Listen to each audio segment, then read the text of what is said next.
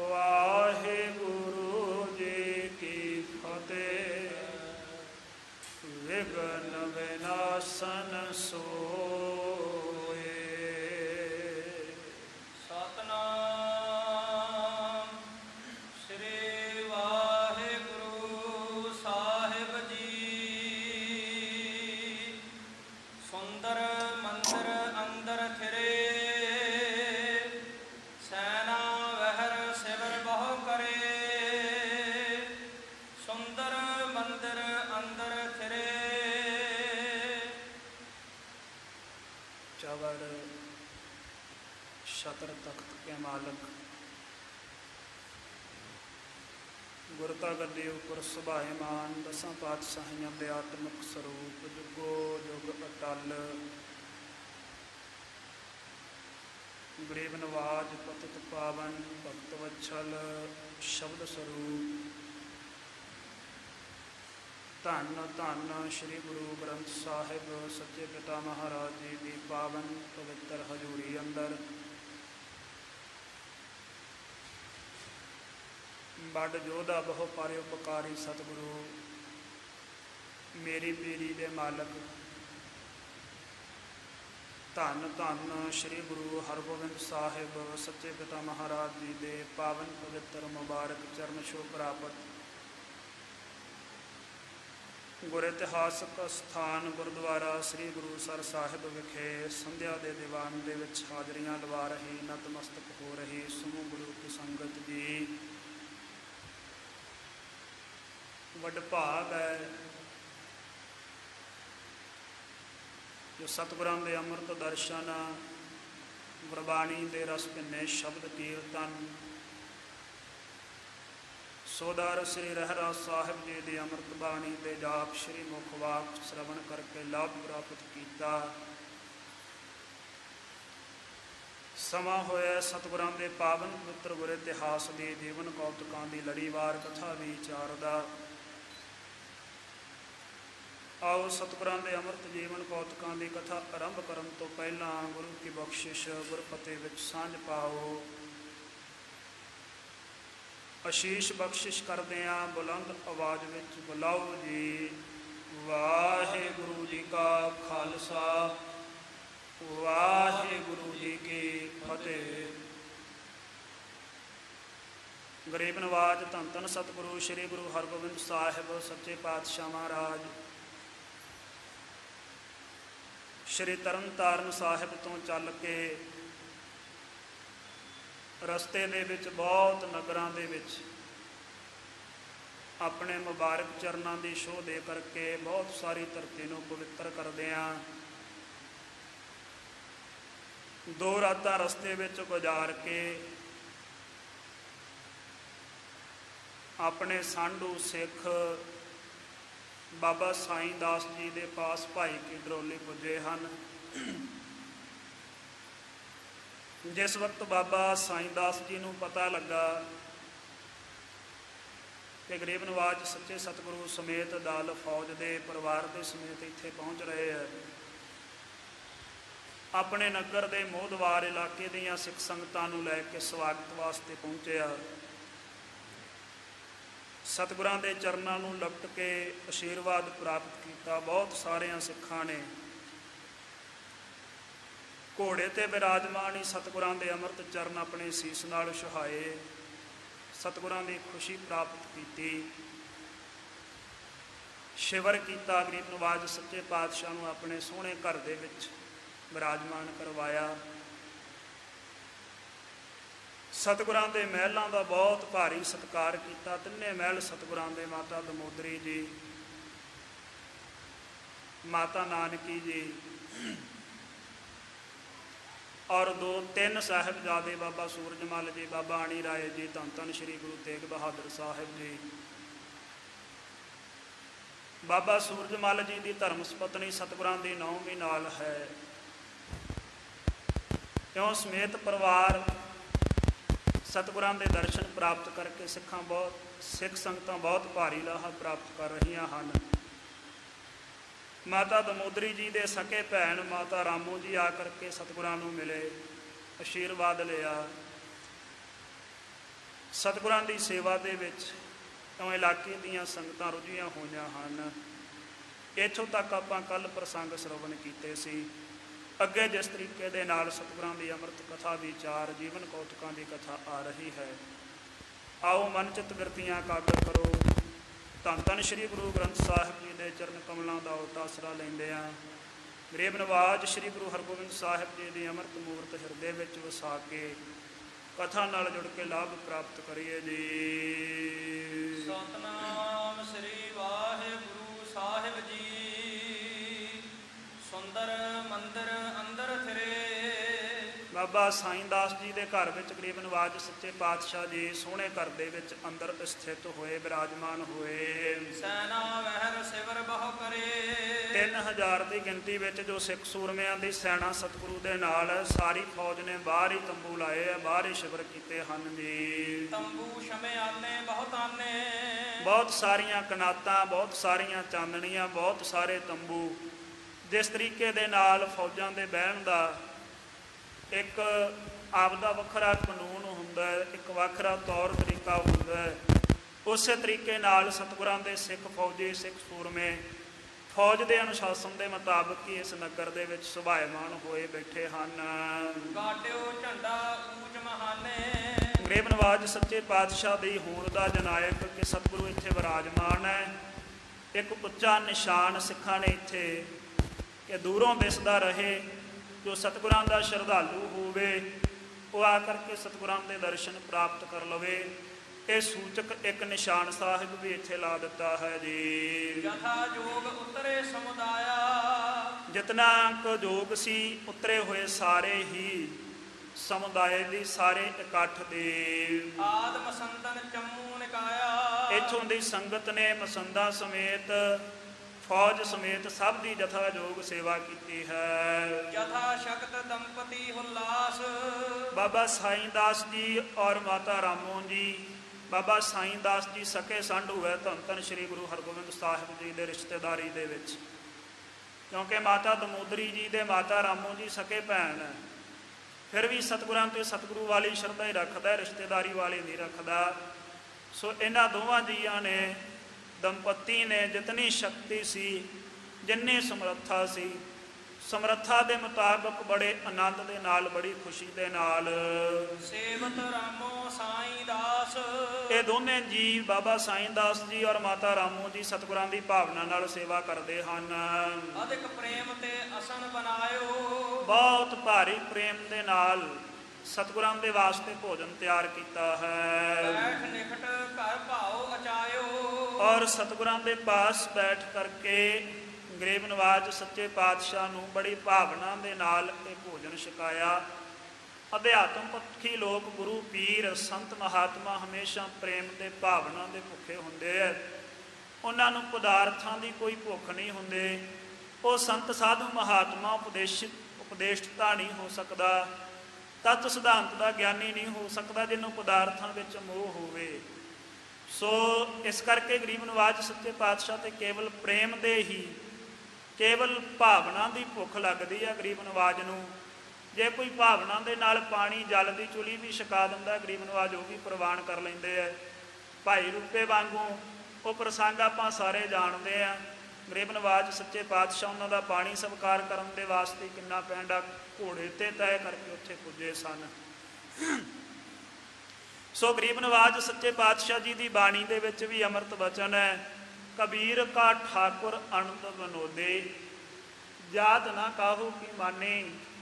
ਉਹਨੂੰ ਨਾ ਤੇ ਕਿਸੇ ਜਾਤ ਨਾਲ ਕੋਈ ਲੇਖਾ ਦੇ ਜੋਖਾ ਹੈ, ਨਾ ਕਿਸੇ ਦੀ ਪੋਜੀਸ਼ਨ ਪਦਵੀ ਦੇ ਨਾਲ ਕੋਈ ਉਹਨੂੰ ਮੋਹ ਹੈ, ਔਰ ਨਾ ਕਿਸੇ ਪਦਾਰਥ ਦੀ ਉਹਨੂੰ ਇੱਛਾ ਹੈ। ਉਹ ਤੇ ਸਾਰੇ ਪਦਾਰਥਾਂ ਦਾ ਦਾਤਾ ਆਪ ਹੈ। ਜਿਹੜਾ ਭਾਵਨਾ ਦੇ ਨਾਲ ਸਿੱਖ ਸਤਿਗੁਰੂ ਦੀ ਸੇਵਾ ਕਰਦਾ ਹੈ, ਉਸ ਸਿੱਖ ਨੂੰ ਸਤਿਗੁਰੂ ਦੀ ਸੇਵਾ ਦੇ ਵਿੱਚੋਂ ਹੀ ਸਾਰੇ ਪਦਾਰਥ ਪ੍ਰਾਪਤ ਹੋ ਜਾਂਦੇ ਆ। ਫਿਰ ਸਤਿਗੁਰਾਂ ਨੂੰ ਕਿਸ ਪ੍ਰਕਾਰ ਕਿਸੇ ਪਦਾਰਥ ਦਾ ਕੋਈ ਮੋਹ ਜਾਂ ਇੱਛਾ ਹੋ ਸਕਦੀ ਹੈ। ਸੋ ਕਹਿੰਦੇ ਉਹ ਵਾਹਿਗੁਰੂ ਅਕਾਲ ਪੁਰਖ ਕੇਵਲ ਆਨੰਦ ਬਨੋਦੇ, ਪ੍ਰੇਮ ਦੇ ਕੌਤਕਾਂ ਦਾ ਹੀ ਭੁੱਖਾ ਹੈ। ਅਨੰਦ ਨਾਮ ਪ੍ਰੇਮ ਦਾ ਹੈ, ਵਿਨੋਦ ਨਾਮ ਕੌਤਕ ਦਾ ਹੈ, ਕਰਮ ਦਾ ਹੈ। ਜਿਹੜੇ ਕਰਮ ਦੇ ਵਿੱਚ ਸਿੱਖ ਦਾ ਪ੍ਰੇਮ ਸਨੇਹ ਹੈ ਨਾ, ਭਾਵ ਭਾਵਨਾ ਹੈ, ਕੇਵਲ ਉਹੋ ਹੀ ਕਰਮ ਸਤਿਗੁਰੂ ਨੂੰ ਪਾਉਂਦਾ ਹੈ। ਜਿਹਦੇ ਵਿੱਚ ਅਭਿਮਾਨ ਹੋਵੇ ਉਹ ਬੇਸ਼ੱਕ ਗਰੀਬ ਨਵਾਜ ਸੱਚੇ ਪਾਤਸ਼ਾਹ ਗੁਰੂ ਗੋਬਿੰਦ ਸਿੰਘ ਸਾਹਿਬ ਜੀ ਦੇ ਸਨਮੁਖ ਉਹ 14 ਵਸਨੀਕ ਇੱਕ ਆਇਆ ਸੀ ਨਾ, ਲੰਗਰ ਦੇ ਗੱਡੇ ਭਰ ਕੇ 36 ਪ੍ਰਕਾਰ ਦੇ ਭੋਜਨ ਲੈ ਕਰਕੇ, ਗਰੀਬ ਨਵਾਜ ਸੱਚੇ ਪਾਤਸ਼ਾਹ ਨੇ ਸਵੀਕਾਰ ਨਹੀਂ ਸੀ ਕੀਤਾ। ਮਹਾਰਾਜ ਸੱਚੇ ਪਾਤਸ਼ਾਹ ਨੇ ਕਿਹਾ ਸੀ ਸਿੱਖੀ ਅਪਣਾ, ਕਹਿੰਦਾ ਮਹਾਰਾਜ ਉਹ ਤੇ ਮੈਂ ਅਪਣਾਉਣੀ ਨਹੀਂ। ਅੱਗੋਂ ਮਹਾਰਾਜ ਨੂੰ ਤਰਕ ਕਰਕੇ ਦਲੀਲਾਂ ਦੇ ਕੇ ਸਮਝਾਉਣ ਲੱਗ ਪਿਆ, ਕਹਿੰਦਾ ਮੈਨੂੰ ਸਿੱਖੀ ਧਾਰਨ ਕਰਨ ਦੀ ਜ਼ਰੂਰਤ ਹੀ ਨਹੀਂ ਹੈ ਕੋਈ। ਸੋ ਆਪਣੇ ਮਨ ਦੀ ਆਪਣੀ ਬੁੱਧੀ ਦੀ ਚਾਤਰਤਾ ਦਿਖਾਉਣ ਲੱਗ ਗਿਆ। ਗਰੀਬ ਨਵਾਜ ਸੱਚੇ ਪਾਤਸ਼ਾਹ ਨੇ ਅਸਵੀਕਾਰ ਕਰ ਦਿੱਤਾ ਸੀ। ਸੋ ਇਉਂ ਹੀ ਗਰੀਬ ਨਵਾਜ ਗੁਰੂ ਨਾਨਕ ਦੇਵ ਸਾਹਿਬ ਨੇ ਮਲਕ ਭਾਗੋ ਦੇ 36 ਪ੍ਰਕਾਰ ਦੇ ਭੋਜਨ ਪੂਰੀਆਂ ਛੋਲੇ ਮਾਲ ਪੂਰੇ ਖੀਰ ਤਿਆਗ ਕੇ ਗਰੀਬ ਨਵਾਜ ਨੇ ਭਾਈ ਲਾਲੋ ਦੇ ਘਰ ਦੇ ਵਿੱਚ ਕੋਧਰੇ ਦੀ ਬਾਜਰੇ ਦੀ ਭਖੜੇ ਦੀ ਰੋਟੀ ਖਾ ਕੇ ਗੁਜ਼ਾਰਾ ਕੀਤਾ। ਔਰ ਗਰੀਬ ਨਵਾਜ ਸੱਚੇ ਪਾਤਸ਼ਾਹ ਨੇ ਉਸ ਭਖੜੇ ਦੀ ਰੋਟੀ ਦਾ ਚਮਤਕਾਰ ਵੀ ਵਿਖਾਇਆ, ਉਹਦੀ ਅਹਿਮੀਅਤ ਵੀ ਸਮਝਾਈ। ਸੋ ਇਸ ਕਰਕੇ ਬੇਸ਼ੱਕ ਇਹਨਾਂ ਦੇ ਕੋਲ ਸ਼ਕਤੀ ਨਹੀਂ। ਹੁਣ ਜੇ ਰਿਸ਼ਤੇਦਾਰੀ ਦੇ ਪੱਖੋਂ ਵੇਖੀਏ ਨਾ, ਤੇ ਸਾਂਢੂ ਹਮੇਸ਼ਾ ਸਾਂਢੂ ਤੋਂ ਵੱਧ ਕੇ ਦਿਖਾਉਣਾ ਚਾਹੁੰਦਾ ਹੁੰਦਾ ਦੁਨੀਆ ਦੇ ਵਿੱਚ। ਰਿਸ਼ਤੇਦਾਰੀਆਂ ਦਾ ਤੇ ਹਿਸਾਬ ਹੀ ਐਸਾ ਹੁੰਦਾ ਵੀ ਕਿਤੇ ਇੱਕ ਦੂਜੇ ਤੋਂ ਸਾਨੂੰ ਨੀਵਾਂ ਨਾ ਵੇਖਣਾ ਪੈ ਜਾਵੇ। ਪਰ ਇੱਥੇ ਰਿਸ਼ਤੇਦਾਰੀ ਵਾਲੀ ਭਾਵਨਾ ਨਹੀਂ ਨਾ, ਗਰੀਬ ਨਵਾਜ ਤੇ ਸਤਿਗੁਰੂ ਵਾਲੀ ਭਾਵਨਾ ਹੈ। ਆਪਣੇ ਆਪ ਨੂੰ ਸਿੱਖ ਸਮਝਦਾ ਹੈ। ਬੇਸ਼ੱਕ ਗੁਜ਼ਾਰਾ ਬਹੁਤ ਹਲਕਾ ਹੈ ਬਾਬਾ ਸਾਈਂ ਦਾਸ ਜੀ ਦਾ, ਮਾਤਾ ਰਾਮੋ ਜੀ ਦਾ, ਪਰ ਫਿਰ ਵੀ ਸਤਿਗੁਰਾਂ ਦੇ ਨਾਲ ਪ੍ਰੇਮ ਹੈ। ਬਸ ਉਸੇ ਪ੍ਰੇਮ ਦਾ ਸਦਕਾ ਹੀ ਗਰੀਬ ਨਵਾਜ ਦੀਨ ਦੁਨੀ ਦੇ ਮਾਲਕ, ਦੋ ਜਹਾਨ ਵਾਲੀ ਸ੍ਰਿਸ਼ਟੀ ਦੇ ਮਾਲਕ ਗੁਰੂ ਹਰਗੋਬਿੰਦ ਸਾਹਿਬ ਜੀ ਨੂੰ ਵਸ ਕਰ ਲਿਆ। ਜੈਸਾ ਭੋਜਨ ਘਰ ਦੇ ਵਿੱਚ ਬਣਿਆ ਸੀ ਉਹ ਪ੍ਰੇਮ ਰੂਪੀ ਥਾਲ ਦੇ ਵਿੱਚ ਪਰੋਸ ਕੇ ਲਿਆਂਦਾ ਔਰ ਗਰੀਬ ਨਵਾਜ ਸੱਚੇ ਪਾਤਸ਼ਾਹ ਨੂੰ ਛਕਾ ਦਿੱਤਾ ਹੈ ਜੀ। ਤਥਾ ਗੁਰ ਕੇ ਨੰਦਨ ਸਾਰੇ, ਉਸੇ ਤਰੀਕੇ ਨਾਲ ਸਤਿਗੁਰਾਂ ਦੇ ਸਾਰੇ ਸੁਪੁੱਤਰ ਅਨੰਤ ਅਚਵਾਏ ਆਹਾਰੇ, ਇਹਨਾਂ ਦੇ ਤਾਈਂ ਵੀ ਸਤਿਗੁਰਾਂ ਦੇ ਸਾਹਿਬਜ਼ਾਦਿਆਂ ਦੇ ਤਾਈਂ ਆਨੰਦ ਧਾਰ ਕੇ ਰਸ ਦੇ ਨਾਲ ਭੋਜਨ ਛਕਾਇਆ। ਬਾਬਾ ਆਣੀ ਰਾਏ ਜੀ, ਬਾਬਾ ਸੂਰਜ ਮੱਲ ਜੀ, ਧੰਨ ਧੰਨ ਸ਼੍ਰੀ ਗੁਰੂ ਤੇਗ ਬਹਾਦਰ ਸਾਹਿਬ ਜੀ। ਸਭ ਨਾਲੋਂ ਵੱਡੇ ਬਾਬਾ ਗੁਰਦਿੱਤਾ ਜੀ ਕੀਰਤਪੁਰ ਸਾਹਿਬ ਨਗਰ ਵਸਾਉਣ ਦੇ ਵਿੱਚ ਮਸ਼ਗੂਲ ਹੈ ਔਰ ਉੱਥੇ 7ਵੇਂ ਪਾਤਸ਼ਾਹ ਧੰਨ ਧੰਨ ਸ਼੍ਰੀ ਗੁਰੂ ਹਰਿਰਾਏ ਸਾਹਿਬ ਜੀ ਦਾ ਪ੍ਰਕਾਸ਼ ਹੋ ਚੁੱਕਿਆ ਹੈ। ਇਸ ਕਰਕੇ ਉੱਥੇ ਰੁੱਝੇ ਹੋਏ ਹਨ। ਬਾਬਾ ਟਲ ਰਾਏ ਜੀ ਇਸ ਸਮੇਂ ਤੱਕ ਆਪਣਾ ਸਰੀਰ ਤਿਆਗ ਚੁੱਕੇ ਸਨ। 5 ਸਾਹਿਬਜ਼ਾਦੇ ਸਤਿਗੁਰਾਂ ਦੇ ਸੀ। ਇੱਕ ਸਤਿਗੁਰਾਂ ਦੀ ਸੁਪੁੱਤਰੀ ਸੀ ਬੀਬੀ ਵੀਰੋ, ਉਹਨਾਂ ਦਾ ਆਨੰਦ ਕਾਰਜ ਹੋ ਗਿਆ ਸੀ। ਸੋ ਸਤਿਗੁਰਾਂ ਦੇ ਸੁਪੁੱਤਰਾਂ ਦੀ ਉਹ ਸਾਰੇ ਪਰਿਵਾਰ ਦੀ ਭਾਵਨਾ ਨਾਲ ਇਹ ਸੇਵਾ ਕਰ ਰਹੇ ਹਨ ਨੇ। ਫਿਰ ਮਾਤਾ ਰਾਮੂ ਜੀ ਨੇ ਬਹੁਤ ਭਾਰੀ ਪ੍ਰੇਮ ਧਾਰਿਆ ਹਿਰਦੇ ਵਿੱਚ। ਮਾਤਾ ਦਮੋਦਰੀ ਜੀ ਦੇ ਤਾਈਂ ਸਤਿਗੁਰਾਂ ਦੇ ਮਹਿਲ ਤਿੰਨਾਂ ਨੂੰ ਬਹੁਤ ਭਾਵਨਾ ਨਾਲ ਭੋਜਨ ਛਕਾਇਆ। ਗਰੀਬ ਨਵਾਜ ਗੁਰੂ ਹਰਗੋਬਿੰਦ ਸਾਹਿਬ ਜੀ ਨੇ ਮੁਬਾਰਕ ਅੰਮ੍ਰਿਤ ਰਸਨਾ ਤੋਂ ਬਚਨ ਉਚਾਰਨ ਕੀਤੇ। ਕਹਿਣ ਲੱਗੇ ਸੁਣੋ ਸਾਈਂ ਦਾਸ ਜੀ, ਕਹਿਣ ਲੱਗੇ ਸਾਡੀ ਇੱਛਾ ਨਹੀਂ ਸੀ ਕੋਈ, ਤੇਰੇ ਪ੍ਰੇਮ ਨੇ ਸਾਨੂੰ ਖਿੱਚ ਕਰਕੇ ਤੇਰੇ ਪਾਸ ਲੈ ਆਂਦਾ ਹੈ। ਜੋ ਤੂੰ ਹਰ ਰੋਜ਼ ਹੱਥ ਜੋੜ ਕੇ ਆਪਣੇ ਚਿੱਤ ਵਿੱਚ ਸਾਨੂੰ ਚੇਤੇ ਕਰਦਾ ਸੀ ਔਰ ਹਰ ਰੋਜ਼ ਤੂੰ ਜੋ ਸਾਡੇ ਦਰਸ਼ਨਾਂ ਦੀ ਇੱਛਾ ਕਰਦਾ ਸੀ ਨਾ, ਇਸ ਕਰਕੇ ਤੇਰੀ ਭੇਜੀ ਹੋਈ ਚਿੱਠੀ ਦੇ ਵਿੱਚੋਂ ਜਦੋਂ ਅਸੀਂ ਤੇਰੀ ਅਰਦਾਸ ਪੜ੍ਹੀ ਹੈ, ਇਸ ਕਰਕੇ ਤੇਰੀ ਆਸਾ ਪੂਰਨ ਕਰਨ ਦੇ ਵਾਸਤੇ, ਤੇਰੀ ਮਨਸ਼ਾ ਪੁਜਾਉਣ ਦੇ ਲਈ ਅਸੀਂ ਇੱਧਰ ਆਏ ਹਾਂ। ਬਾਬਾ ਸਾਈਂ ਦਾਸ ਜੀ ਨੇ ਬੜਾ ਪ੍ਰੇਮ ਧਾਰਿਆ ਗਰੀਬ ਨਵਾਜ ਦੇ ਚਰਨਾਂ ਤੇ ਬਚਨ ਕਹੇ ਅੱਗਿਓਂ ਅਰਦਾਸ ਦੇ ਰੂਪ ਦੇ ਵਿੱਚ। ਕਹਿਣ ਲੱਗਾ ਮਹਾਰਾਜ ਸੱਚੇ ਪਾਤਸ਼ਾਹ ਇਹੀ ਤੇ ਆਪ ਦਾ ਸੁਭਾਅ ਹੈ, ਸੁਤੇ ਸਿੱਧੀ ਆਪ ਜੀ ਦਾ ਇਹ ਸੁਭਾਅ ਹੈ, ਇਹ ਆਪ ਨੇ ਕੋਈ ਬਣਾਇਆ ਨਹੀਂ ਹੈ। ਇੱਕ ਸੁਭਾਅ ਬੰਦੇ ਦਾ ਬਣਦਾ ਹੁੰਦਾ ਨਹੀਂ, ਜਾਂ ਤਾਂ ਉਹ ਸੁਭਾਅ ਦਾ ਦਿਖਾਵਾ ਕਰਦਾ ਜਾਂ ਫਿਰ ਸੁਭਾਅ ਆਦਤ ਇਹ ਬਣ ਜਾਇਆ ਕਰਦੇ ਆ। ਪਰ ਪੀਰਾਂ ਪੈਗੰਬਰਾਂ ਦੇ ਗੁਰੂਆਂ ਦੇ ਸੁਭਾਅ ਕੋਈ ਬਣਦੇ ਨਹੀਂ ਹੁੰਦੇ, ਉਹਨਾਂ ਦੇ ਪਹਿਲੋਂ ਤੋਂ ਮੁੱਢ ਤੋਂ ਹੀ ਇਹ ਅਵਤਾਰੀ ਪੁਰਸ਼ਾਂ ਦੇ ਸੁਭਾਅ ਹੁੰਦੇ ਆ। ਸੋ ਸਤਿਗੁਰੂ ਦੀ ਵਡਿਆਈ ਵਿੱਚ ਅਰਜ ਗੁਜ਼ਾਰਦਾ ਮਹਾਰਾਜ, ਤੇ ਆਪ ਜੀ ਦਾ ਸੁਤੇ ਹੀ ਸੁਭਾਅ ਹੈ ਜੀ। ਰਾਜ ਸਮਾਜ ਦਰਬ ਨਹਿ ਹੇਰੋ। ਆਪ ਮਹਾਰਾਜ ਸੱਚੇ ਪਾਤਸ਼ਾਹ ਰਾਜ ਥੋੜੀ ਵਹਿਣੇ ਹੋ, ਕੋਈ ਕਿਸੇ ਦਾ ਜਾਣ ਲੱਗੇ ਨਿਹਾਲ ਕਰਨ ਲੱਗੇ ਵੀ ਕੋਈ ਰਾਜਾ ਹੀ ਹੋਵੇ ਕਿਸੇ ਰਾਜ ਦਾ, ਜਾਂ ਕਿਸੇ ਦੇ ਘਰ ਦੇ ਵਿੱਚ ਆਪਣੀ ਵਿਵਸਥਾ ਦੇ ਮੁਤਾਬਕ ਸੁੱਖ ਦੇ ਲਈ ਰਾਜ ਥੋੜੀ ਸਮਾਜ ਥੋੜੀ ਵਹਿਣੇ ਹੋ, ਸਮਾਨ ਥੋੜੀ ਵਹਿਣੇ ਹੋ ਵੀ ਕਿਸੇ ਦੇ ਘਰ ਵਿੱਚ ਸੋਫੇ ਹੈ ਕਿ ਨਹੀਂ, ਕਿਸੇ ਦੇ ਘਰ ਦੇ ਵਿੱਚ ਮੁਲਾਇਮ ਪਲੰਗ ਹੈ ਕਿ ਨਹੀਂ, ਸਾਡੇ ਸੋਹਣੇ ਵਿਰਾਜਣ ਦੇ ਬਿਸਤਰੇ ਜਾਂ ਸਾਡੀ ਰਿਹਾਇਸ਼ ਦੇ ਮੁਤਾਬਕ 36 ਪ੍ਰਕਾਰ ਦੇ ਭੋਜਨ ਪਕਵਾਨ, ਇਹ ਚੀਜ਼ਾਂ ਤੁਸੀਂ ਨਹੀਂ ਵੇਖਦੇ ਗਰੀਬ ਨਵਾਜ ਸੱਚੇ ਪਾਤਸ਼ਾਹ। ਇਹ ਤੁਹਾਡਾ ਸੁਭਾਅ ਹੈ, ਔਰ ਨਾ ਹੀ ਤੁਸੀਂ ਕਿਸੇ ਦੀ ਝੋਲੀ ਵਿੱਚ ਧਨ ਕਿੰਨਾ ਇਹ ਵੇਣੇ ਹੋ। ਤੁਸੀਂ ਚਰਨ ਪਾਉਣ ਲੱਗੇ ਆ ਇਹ ਵੀ ਨਹੀਂ ਧਿਆਨ ਰੱਖਦੇ ਵੀ ਕੋਈ ਸਾਨੂੰ ਪੂਜਾ ਦੇ ਸਕਦਾ ਹੈ ਕਿ ਭੇਟਾ ਦੇ ਸਕਦਾ ਹੈ ਕਿ ਨਹੀਂ ਦੇ ਸਕਦਾ। ਲਖੋ ਨਾ ਸਾਕ ਸੰਬੰਧ ਵਡੇਰੋ। ਨਾ ਮਹਾਰਾਜ ਸੱਚੇ ਪਾਤਸ਼ਾਹ ਤੁਸੀਂ ਕੋਈ ਵੱਡਾ ਸਾਕ ਸੰਬੰਧ ਰਿਸ਼ਤੇਦਾਰੀ ਵੇਣੇ ਹੋ ਵੀ ਜਿੱਥੇ ਸਾਡੀ ਖਾਸ ਰਿਸ਼ਤੇਦਾਰੀ ਹੈ, ਜਿੱਥੇ ਸਾਡਾ ਖਾਸ ਕੋਈ ਸਾਕ ਹੈ ਜਾਂ ਸਾਡਾ ਕੋਈ ਸਾਕ ਖਾਸ ਹੀ ਸੰਬੰਧ ਬਣਦਾ ਵੀ ਅਸੀਂ ਉੱਥੇ ਹੀ ਜਾਈਏ। ਇਹ ਚੀਜ਼ਾਂ ਆਪ ਜੀ ਨਹੀਂ ਵਿਚਾਰਦੇ।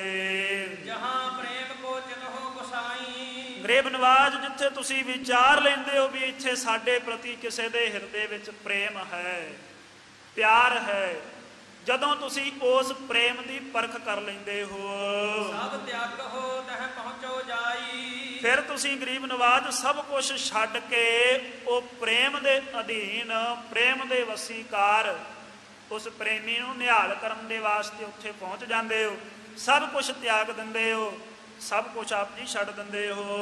ਰਾਜ ਸਮਾਜ ਛੋੜ ਕਰੋ ਰਾਈ। ਗਰੀਬ ਨਵਾਜ ਸੱਚੇ ਪਾਤਸ਼ਾਹ ਰਾਜ ਦਾ ਸਾਰਾ ਸਮਾਜ ਸਮਾਨ ਛੱਡ ਕਰਕੇ, ਤਿਆਗ ਕਰਕੇ ਜਾਏ ਬਿਦਰ ਕੇ ਨਿਸ਼ਾ ਬਿਤਾਈ। ਗੁਰੂ ਰਾਈ ਜਿਹੜੇ ਕੌਰਵ ਸੀ ਨਾ, ਰਾਜੇ ਸੀ ਇਹ ਕੌਰਵ, ਇਹ ਰਾਜੇ ਕੌਰਵਾਂ ਦਾ ਰਾਜ ਸਮਾਜ ਛੱਡ ਕਰਕੇ ਤੁਸੀਂ ਗਰੀਬ ਇੱਕ ਦਾਸੀ ਦੇ ਪੁੱਤਰ, ਇੱਕ ਸੇਵਕ ਜਿਹੜਾ ਬਿਦਰ ਸੀ ਉਹਦੇ ਘਰ ਦੇ ਵਿੱਚ ਜਾ ਕਰਕੇ ਨਿਸ਼ਾ ਤੁਸੀਂ ਰਾਤ ਬਤੀਤ ਕੀਤੀ ਸੀ।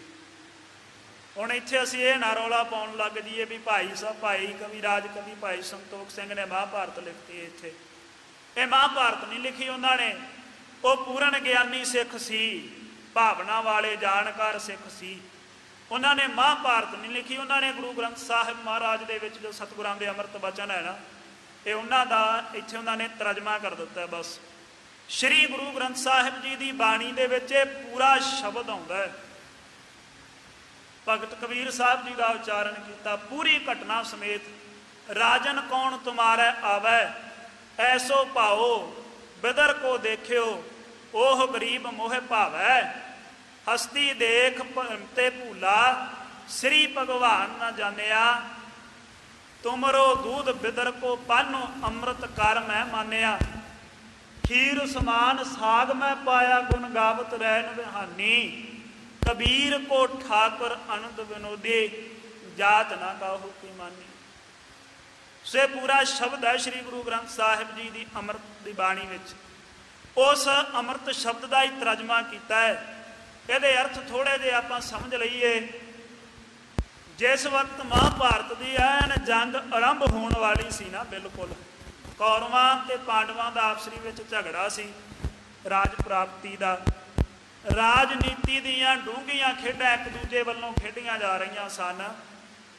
ਤਾਂ ਭਗਵਾਨ ਸ਼੍ਰੀ ਕ੍ਰਿਸ਼ਨ ਨੇ ਉਸ ਸਮੇਂ ਕਹਿੰਦੇ ਪਾਂਡਵਾਂ ਦਾ ਪੱਖ ਲਿਆ। ਜਦੋਂ ਪਾਂਡਵਾਂ ਦਾ ਪੱਖ ਲਿਆ ਫਿਰ ਉਧਰੋਂ ਦੂਤ ਬਣ ਕੇ ਆਏ ਵੀ ਇੱਕ ਵਾਰੀ ਸਮਝਾਉਣਾ ਜ਼ਰੂਰੀ ਹੈ ਕੌਰਵਾਂ ਨੂੰ। ਸੋ ਜਦੋਂ ਪੱਖ ਲੈ ਕੇ ਉਧਰੋਂ ਸ਼ਾਂਤੀ ਦੂਤ ਬਣ ਕੇ ਆਏ ਨਾ, ਦੁਰਯੋਧਨ ਨੇ ਸੋਚਿਆ ਫਿਰ ਵੀ ਮੈਂ ਕਿਸੇ ਤਰੀਕੇ ਭਗਵਾਨ ਨੂੰ ਆਪਣੇ ਪਾਸੇ ਕਰ ਲਵਾਂ ਤਾਂ ਕਿ ਮੇਰੀ ਜਿੱਤ ਨਿਸ਼ਚਿਤ ਹੋ ਜਾਵੇ। ਜਦੋਂ ਭਗਵਾਨ ਦੇ ਨਾਲ ਵਿਚਾਰ ਕੀਤੀ, ਕ੍ਰਿਸ਼ਨ ਜੀ ਨੇ ਜਦੋਂ ਜਵਾਬ ਦੇ ਦਿੱਤਾ ਤੈ ਮਨ ਦੇ ਵਿੱਚ ਇਹਨੇ ਖੁਣਸ ਖਾ ਲਈ। ਖੁਣਸ ਖਾ ਕੇ ਇਹਨੇ ਅਪਮਾਨ ਕਰਨ ਦੇ ਇਰਾਦੇ ਦੇ ਨਾਲ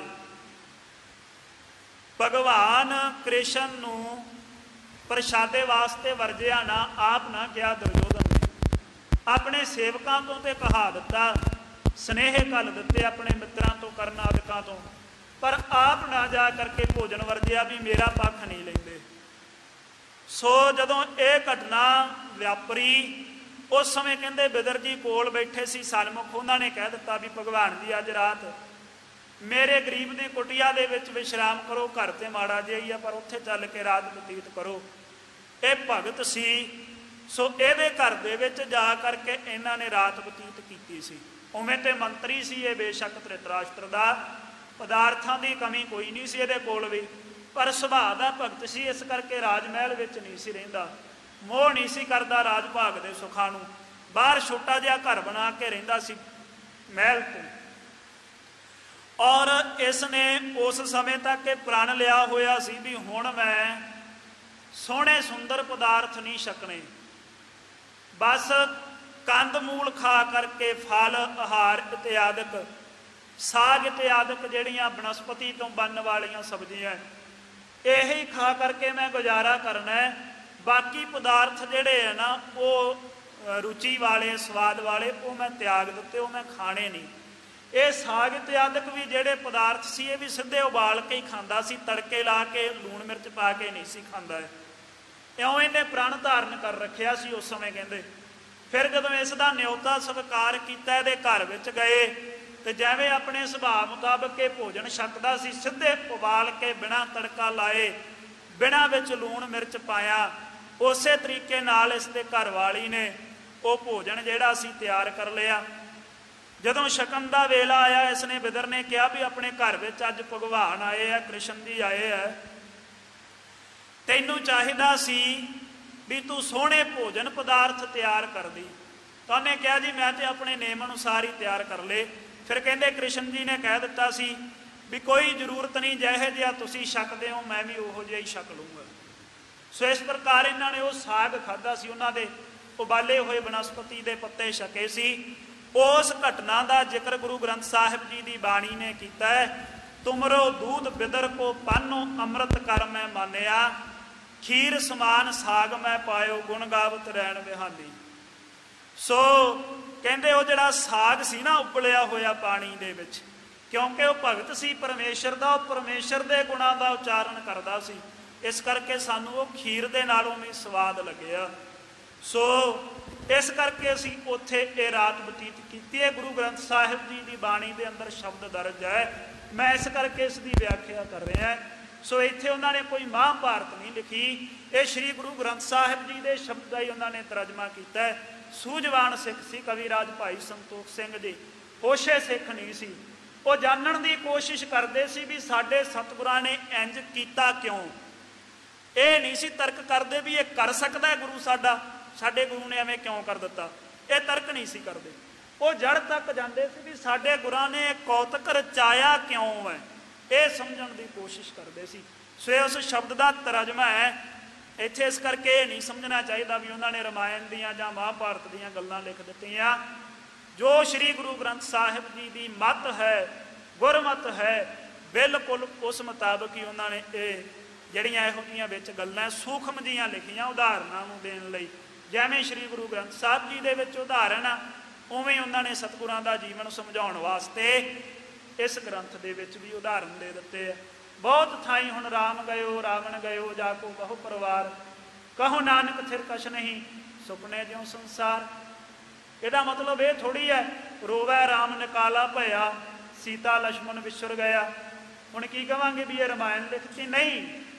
ਇਹ ਉਦਾਹਰਨ ਹੈ ਸਮਝਾਉਣ ਦੇ ਲਈ, ਸਮਝਣਾ ਚਾਹੀਦਾ ਸਾਨੂੰ। ਇਸ ਕਰਕੇ ਜਦੋਂ ਕੋਈ ਲਿਖਾਰੀ ਭਾਵਨਾ ਦੇ ਸਮੇਤ ਪਰਮੇਸ਼ਰ ਦੀ ਆਪਣੇ ਇਸ਼ਟ ਦੀ ਉਸਤਤੀ ਦੇ ਵਿੱਚ, ਪ੍ਰੇਮ ਦੇ ਵਿੱਚ ਭਿੱਜਾ ਹੋਇਆ ਕੋਈ ਚੀਜ਼ ਲਿਖ ਰਿਹਾ ਹੁੰਦਾ ਹੈ ਨਾ ਆਪਣੇ ਇਸ਼ਟ ਨੂੰ ਸਨਮੁਖ ਰੱਖ ਕੇ, ਉਹ ਫਿਰ ਇਹ ਚਾਹੁੰਦਾ ਹੁੰਦਾ ਵੀ ਮੈਂ ਆਪਣੇ ਇਸ਼ਟ ਦੀ ਕਿਸੇ ਤਰੀਕੇ ਸਰਵੋੱਚ ਵਡਿਆਈ ਲਿਖ ਦੇਵਾਂ, ਜਿਹਦੇ ਤੁੱਲ ਹੋਰ ਕੋਈ ਹੋਵੇ ਹੀ ਨਾ, ਲਿਖ ਹੀ ਨਾ ਸਕੇ।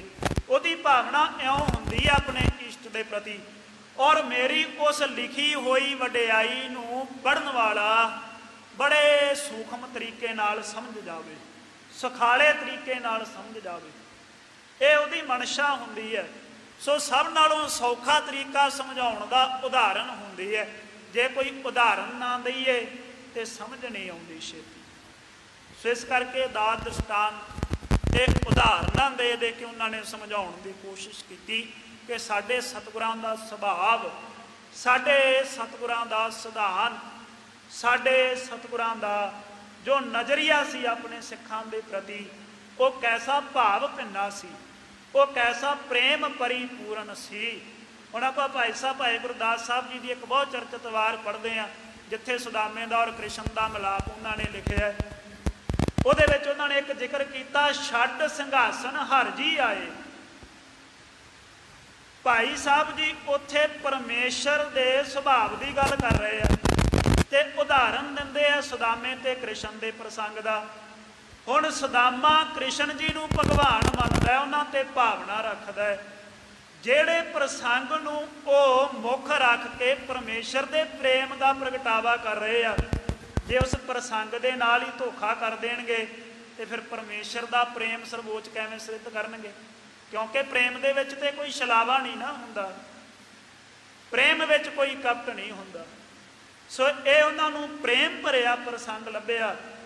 ਉਹਨਾਂ ਨੇ ਉਸ ਪ੍ਰੇਮ ਭਰੇ ਪ੍ਰਸੰਗ ਨੂੰ ਉਹਦਾ ਮੋਟਿਵ ਬਣਾ ਕੇ, ਉਹਨਾਂ ਦਾ ਮਨੋਰਥ ਇਹ ਸੀ ਕਿ ਰੱਬ ਦਾ ਜੋ ਅਕਸ ਹੈ, ਜੋ ਰੱਬ ਦਾ ਸੁਭਾਵ ਹੈ, ਪ੍ਰੇਮੀਆਂ ਨੂੰ, ਪ੍ਰੇਮ ਕਰਨ ਵਾਲਿਆਂ ਨੂੰ ਨਿਹਾਲ ਕਰਨ ਦਾ, ਮੈਂ ਉਹ ਸਨਮੁਖ ਰੱਖਾਂ। ਹੁਣ ਉਸ ਸਮੇਂ ਦਾ ਜਿਹਨੂੰ ਭਗਵਾਨ ਮੰਨਿਆ ਜਾਂਦਾ ਹੈ, ਉਹ ਸਿੰਘਾਸਣ ਛੱਡ ਕੇ ਇੱਕ ਗਰੀਬ ਨੂੰ ਮਿਲਣ ਵਾਸਤੇ ਆ ਗਿਆ। ਕਹਿੰਦੇ ਇਉਂ ਹੀ ਉਹ ਰੱਬ ਦਾ ਬਿਰਦ ਹੈ। ਜਦੋਂ ਕੋਈ ਮਨ ਤੋਂ ਦੀਨ ਹੋ ਕੇ ਪਰਮੇਸ਼ਰ ਦੇ ਚਰਨ ਫੜ ਲੈਂਦਾ ਹੈ ਨਾ, ਰੱਬ ਉਵੇਂ ਹੀ ਆਪਣਾ ਸਰਵੋੱਚ ਸਿੰਘਾਸਨ, ਸਰਬ ਵਿਆਪੀ ਸੁਭਾਅ ਛੱਡ ਕੇ ਉਹਦੇ ਸਾਹਮਣੇ ਪ੍ਰਤੱਖ ਰੂਪ ਦੇ ਵਿੱਚ ਪ੍ਰਗਟ ਹੋ ਜਾਂਦਾ ਹੈ, ਜਿਹੜਾ ਆਪਣੇ ਜਿਸ ਈਸ਼ਟ ਦੀ ਫੋਟੋ ਨੂੰ, ਮੂਰਤ ਨੂੰ ਮੁੱਖ ਰੱਖ ਕੇ ਉਸ ਨੂੰ ਧਿਆਉਂਦਾ ਹੈ। ਉਹ ਇਹ ਸਮਝਾਉਣਾ ਚਾਹੁੰਦੇ ਆ, ਬਸ ਆਹ ਗੱਲ ਹੈ ਇੰਨੀ। ਸੋ ਆਪਾਂ ਇਹਨਾਂ ਗੱਲਾਂ ਨੂੰ ਸਮਝਣ ਤੋਂ ਬੜੇ ਅਸਮਰੱਥ ਹਾਂ, ਕਿਉਂਕਿ ਸਾਡੀ ਬੁੱਧੀ ਓਡੀ ਸੂਖਮ ਨਹੀਂ। ਜਿਹੜੇ ਪ੍ਰੇਮ ਦੇ ਵਿੱਚ ਭਾਈ ਸਾਹਿਬ ਭਾਈ ਗੁਰਦਾਸ ਸਾਹਿਬ ਅਸਵਾਰ ਝੂਟੇ ਲੈਂਦੇ ਆ, ਜਿਹੜੇ ਪ੍ਰੇਮ ਦੇ ਵਿੱਚ ਕਵੀ ਰਾਜ ਕਵੀ ਭਾਈ ਸੰਤੋਖ ਸਿੰਘ ਜੀ ਆਨੰਦ ਮਾਰ ਰਹੇ ਹਨ ਸਤਿਗੁਰੂ ਦੇ ਚਰਨਾਂ ਦੇ, ਜਿਹੜੇ ਪ੍ਰੇਮ ਦੇ ਵਿੱਚ ਡਾਕਟਰ ਭਾਈ ਵੀਰ ਸਿੰਘ ਜੀ ਖੇਡ ਰਹੇ ਹਨ, ਸਾਡੀ ਮੱਤ ਜੇ ਉਸ ਪ੍ਰੇਮ ਨੂੰ ਪੂਰਨਤਾ ਸਮਝਣ ਤੋਂ ਬੜੀ ਅਸਮਰੱਥ ਹੈ। ਸੋ ਇਸ ਕਰਕੇ ਹੁੰਦਾ ਕੀ ਆ, ਫਿਰ ਜਿਨ੍ਹਾਂ ਦੀ ਬੁੱਧੀ, ਜਿਨ੍ਹਾਂ ਦੇ ਵਿੱਚ ਤੇ ਥੋੜ੍ਹੀ ਬਹੁਤੀ ਭਾਵਨਾ ਹੁੰਦੀ ਹੈ ਨਾ, ਕੋਈ ਸੇਵਾ ਕਰਦੇ ਆ, ਉਹ ਤੇ ਫਿਰ ਇਹਨਾਂ ਪ੍ਰਸੰਗਾਂ ਨੂੰ ਪੜ੍ਹ ਕੇ ਭਾਵ ਵਿਭੋਰ ਹੁੰਦੇ ਆ। ਉਹ ਉਹਨਾਂ ਦੇ ਅੱਖਾਂ ਦੇ ਵਿੱਚੋਂ ਅਥਰੂ ਆ ਜਾਂਦੇ ਆ, ਇਹੋ ਜਿਹੇ ਪ੍ਰੇਮ ਭਰੇ ਪ੍ਰਸੰਗ ਪੜ੍ਹ ਕੇ ਉਹਨਾਂ ਦਾ ਦਿਲ ਭਰ ਆਉਂਦਾ ਹੈ।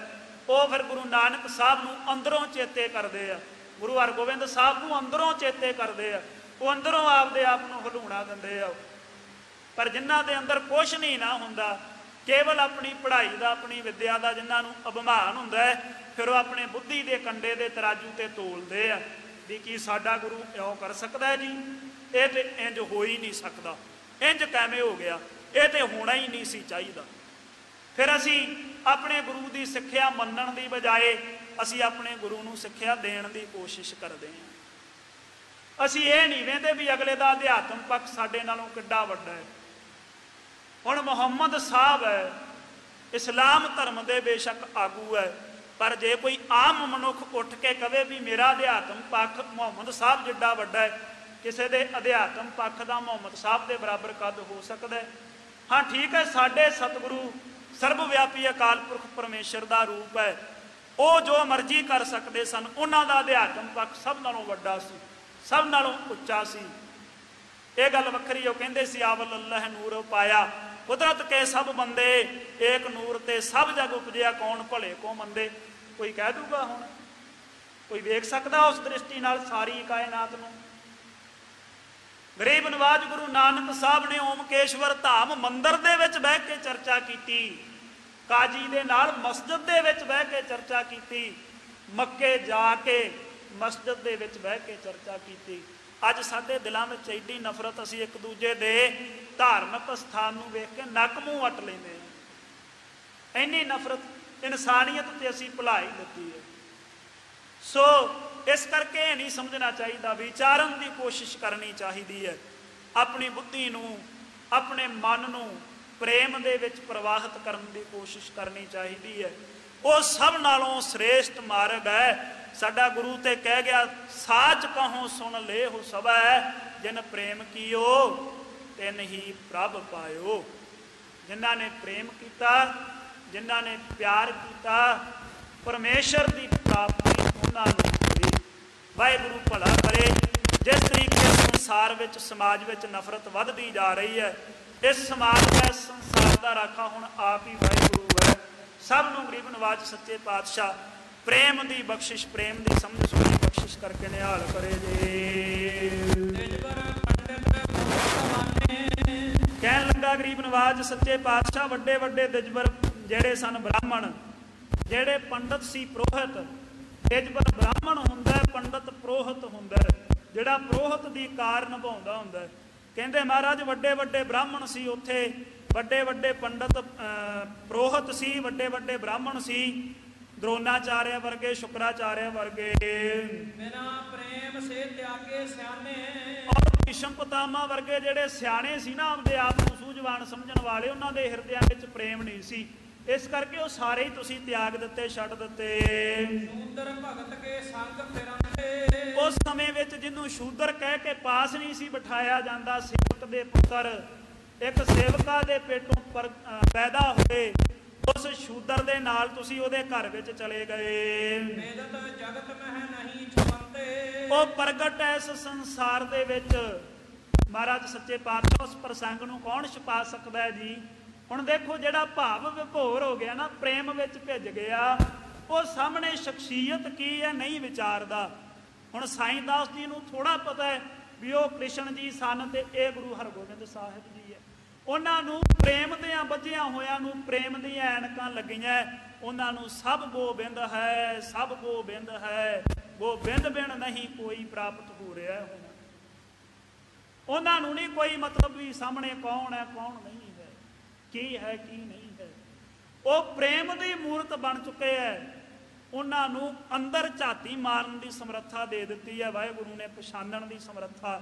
ਉਹ ਕੇਵਲ ਪ੍ਰੇਮ ਦੀ ਕਿਸ਼ਤੀ ਤੇ ਸਵਾਰ ਹੈ। ਉਹ ਦਵੈਤ ਦੀ ਗੱਲ ਨਹੀਂ ਕਰ ਸਕਦੇ ਹੁਣ ਜੀ। ਬਸ ਦਾਸਨ ਕੇ ਸਦਾ ਗੁਸਾਈ। ਹੇ ਮਾਲਕ ਜੀ, ਤੁਹਾਡਾ ਤੇ ਸੁਭਾਅ ਹੀ ਐਸਾ ਹੈ, ਤੁਸੀਂ ਤੇ ਸਦਾ ਆਪਣੇ ਸੇਵਕਾਂ ਦੇ ਵਾਸੋ, ਪ੍ਰੇਮ ਵਾਲਿਆਂ ਦੇ ਵਾਸੋ ਜੀ। ਤੁਮਰੀ ਕ੍ਰਿਤ ਤੁਮ ਕੋ ਬਨ ਆਈ। ਇਹ ਤੁਹਾਡੇ ਜਿਹੜੇ ਕੌਤਕ ਹੈ ਮਾਲਕ ਜੀ, ਇਹ ਕੇਵਲ ਤੁਹਾਨੂੰ ਬਣ ਆਏ ਆ, ਦੂਜਾ ਨਹੀਂ ਕੋਈ ਕਰ ਸਕਦਾ। ਬਰਾਬਰ ਨਹੀਂ ਸਮਤਾ ਕੋ ਧਰੈ। ਤੁਹਾਡੇ ਬਰਾਬਰ ਹੋਰ ਕਿਹੜਾ ਜਿਹੜਾ ਤੁਹਾਡੀ ਸਮਾਨਤਾ ਧਾਰੇ। ਹੁਣ ਸ੍ਰੀ ਗੁਰੂ ਹਰਗੋਬਿੰਦ ਸਾਹਿਬ ਜੀ ਦੇ ਸਨਮੁਖ ਦੇਖੋ, ਉਹ ਹੁਣ ਇਹ ਕਹਿ ਰਹੇ ਆ ਵੀ ਕ੍ਰਿਸ਼ਨ ਜੀ ਦੇ ਸਨਮਾਨ ਨਹੀਂ ਕੋਈ ਹੋ ਸਕਦਾ। ਇਹ ਤਾਂ ਸਮਝਣ ਦੀ ਗੱਲ ਹੈ ਨਾ। ਹੁਣ ਕਹਿੰਦੇ ਗੁਰੂ ਹਰਗੋਬਿੰਦ ਸਾਹਿਬ ਜੀ, ਆਪ ਜੀ ਦੇ ਸਮਾਨ ਕੌਣ ਹੋ ਸਕਦਾ ਹੈ ਮਾਲਕ ਜੀ। ਤੁਹਾਡੇ ਬਰਾਬਰ ਹੋਰ ਕੋਈ ਸ਼ਖਸੀਅਤ ਨਹੀਂ। ਬਸ ਦੀਨਨ ਕੇ ਨਿਤ ਅਨਸਰੈ। ਆਪ ਜੀ ਸਦਾ ਆਪਣੇ ਸੇਵਕਾਂ ਦੇ ਵਾਸੋਂ ਔਰ ਆਪਣੇ ਸੇਵਕਾਂ ਦੇ ਵਾਸੀ ਵਿਚਰਦੇ ਹੋ, ਜਿੱਥੇ ਜਾਂਦੇ ਹੋ। ਰਹਿਤ ਭਏ ਸਤਿਗੁਰ ਮਹਾਰਾਜ। ਹੇ ਗਰੀਬ ਨਵਾਜ, ਤੁਸੀਂ ਸਦਾ ਹੀ ਰਹੇ ਹੋ ਪ੍ਰੇਮ ਦੇ ਵਸ। ਸਦਾ ਸੁਧਾਰਹਿ ਸਿੱਖਣ ਕਾਜ। ਪ੍ਰੇਮ ਵਸ ਸਦਾ ਆਪਣੇ ਸਿੱਖਾਂ ਦੇ ਕੰਮ ਸੰਭਾਲਦੇ ਹੋ, ਤੁਸੀਂ ਸਵਾਰ ਦਿੰਦੇ ਹੋ ਜੀ। ਕਬ ਕਬ ਵਹਿਰ ਅਖੇਰ ਸਿਧਾਵਾ। ਕਦੇ ਕਦੇ ਆਪ ਜੀ ਕਿਰਪਾ ਕਰਦੇ ਹੋ, ਬਾਹਰ ਸ਼ਿਕਾਰ ਕਰਨ ਵਾਸਤੇ ਚਲੇ ਜਾਂਦੇ ਹੋ। ਕਬਹੂ ਬੈਠ ਕਰ ਸਭਾ ਲਗਾਵੇਂ। ਇਹ ਤੁਹਾਡੇ ਕੌਤਕ ਹੈ, ਕਦੇ ਬੈਠ ਕਰਕੇ ਤੁਸੀਂ ਸਭਾ ਲਾਉਂਦੇ ਹੋ, ਤਤ ਦਾ ਉਪਦੇਸ਼ ਬਖਸ਼ਿਸ਼ ਕਰਦੇ ਹੋ ਸਿੱਖਾਂ ਦੇ ਤਾਈਂ। ਸ਼ੁਭ ਸੁੰਦਰ ਗੁਰਬਾਣੀ ਦੇ ਅਰਥ ਕਰਕੇ ਸੁਣਾਉਂਦੇ ਆਪਣੀ ਮੁਬਾਰਕ ਰਸਨਾ ਤੋਂ। ਬਹੁਰ ਵਿਸੋਏ ਕਾ ਭਰ ਮੇਲਾ। ਇਉਂ ਗਰੀਬ ਨਵਾਜ ਉੱਥੇ ਕੌਤਕ ਵਰਤਾ ਰਹੇ ਹਨ। ਫਿਰ ਇੱਥੇ ਵਿਸਾਖੀ ਦਾ ਮੇਲਾ ਭਰਿਆ। ਸੁਣ ਸੁਧ ਗੁਰ ਕੀ ਭਇਓ ਸਕੇਲਾ। ਸਤਿਗੁਰਾਂ ਦੇ ਇੱਥੇ ਆਉਣ ਦੀ ਖਬਰ ਸੁਣ ਕਰਕੇ ਵਿਸਾਖੀ ਦੇ ਮੇਲੇ ਨੂੰ ਮੁੱਖ ਰੱਖਦਿਆਂ ਬੜੀਆਂ ਸੰਗਤਾਂ ਇਸ ਮਾਲਵੇ ਦੇਸ਼ ਵਿੱਚ ਪੁੱਜੀਆਂ। ਬਹੁ ਉਪਹਾਰਨ ਆਨ ਚੜਾਵੇਂ। ਬਹੁਤ ਸਾਰੀਆਂ ਭੇਟਾਵਾਂ ਲਿਆ ਕਰਕੇ ਸਤਿਗੁਰਾਂ ਦੇ ਚਰਨਾਂ ਨੂੰ ਅਰਪਣ ਕਰਦੀਆਂ ਸੰਗਤਾਂ। ਬੰਦਹ ਚਰਨ ਦਰਸ ਕੋ ਪਾਵੇਂ।